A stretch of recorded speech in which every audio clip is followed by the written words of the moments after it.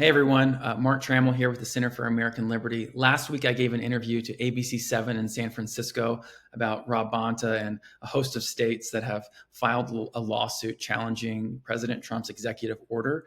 This is an executive order that stops the flow of federal funds to hospitals and to gender clinics that are mutilating kids.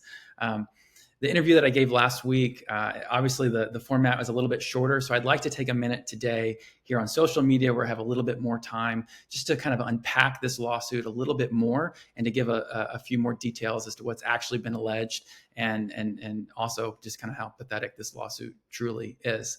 So first point I'd like to make here is this lawsuit was filed in Massachusetts, which is really kind of rich and really telling as to what the legal strategy is behind the suit.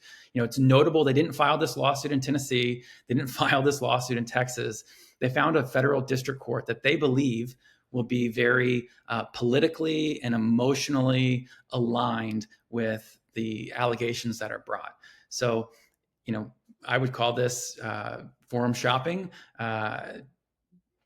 But yeah, they brought this lawsuit in Massachusetts, which is, again, really telling as to their perspective as to the Massachusetts Federal District Court.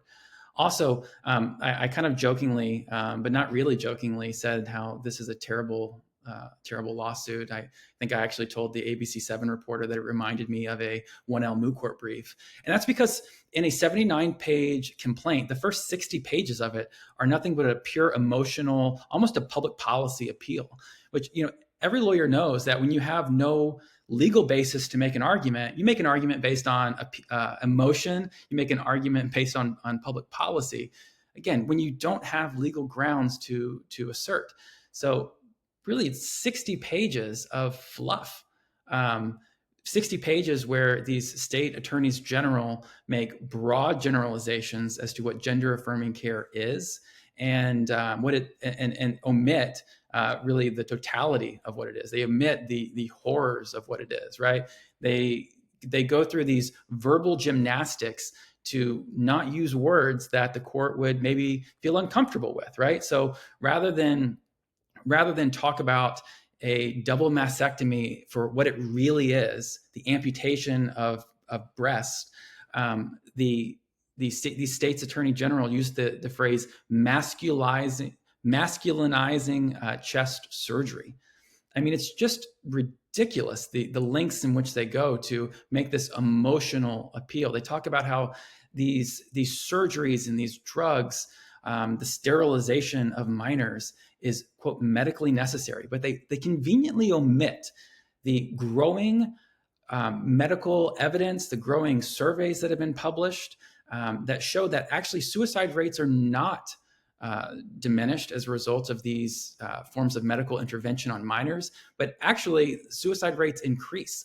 And I think if you were to talk to the young women that the Center for American Liberty represents and these gender mutilation cases, these cases where they are suing with our help, gender clinics and woke doctors for denying them informed consent, I think what you would find is that these young women, they never had suicidal ideations until after they went through these double mastectomies. And so all of this is omitted from the brief. And I think it'll be really telling the story that we see when the Trump administration responds in their brief. I think there'll be a very different picture for the court as to what this actually is. But here, all of this is very conveniently omitted. And they also talk about how these surgeries are rare circumstances, which is just not true and not supported by facts.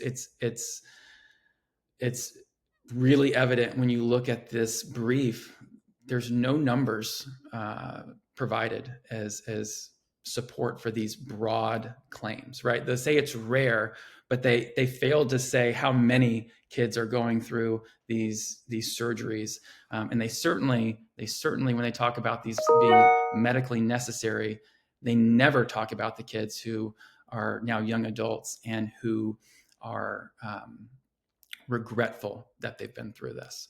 They never talk about the gender clinics and the doctors that are lying to young kids, that are lying to families, giving them the same trite, false dilemma of you have a choice between a dead daughter and a live son. They never talk about this.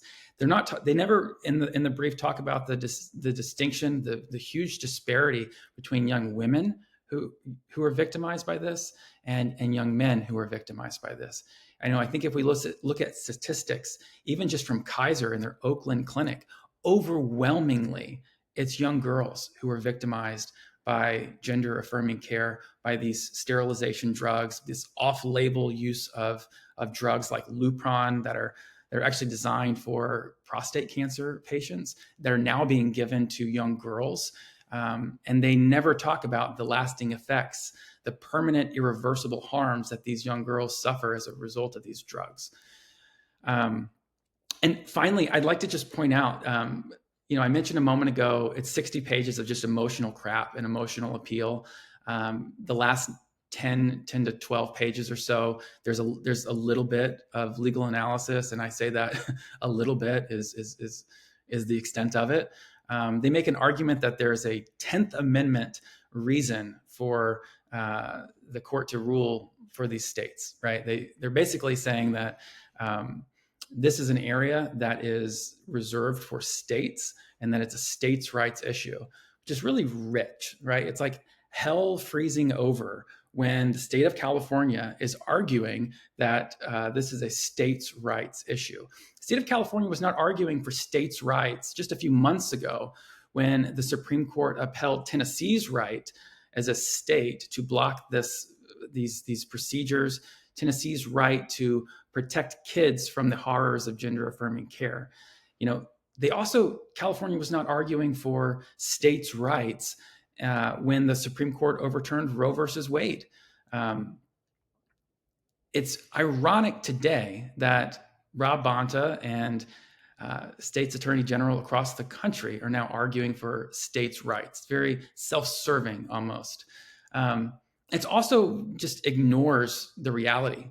The reality is that I think it was in 2006 or 2007, Supreme Court upheld a federal ban on partial birth abortion, which is a medical procedure.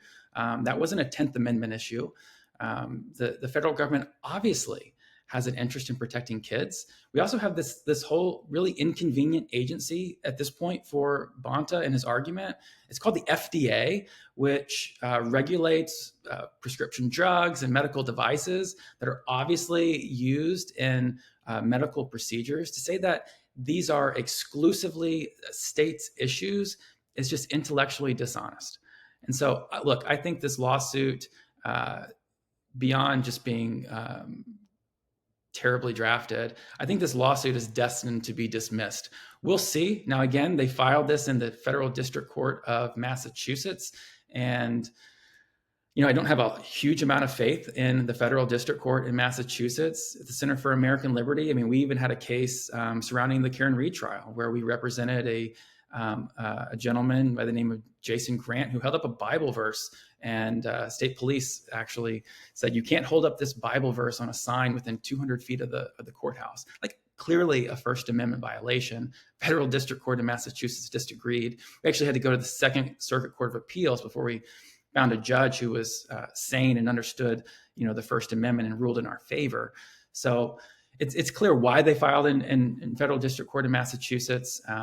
How the court handles it, we'll see. But I think objectively looking at this case, it's just crap.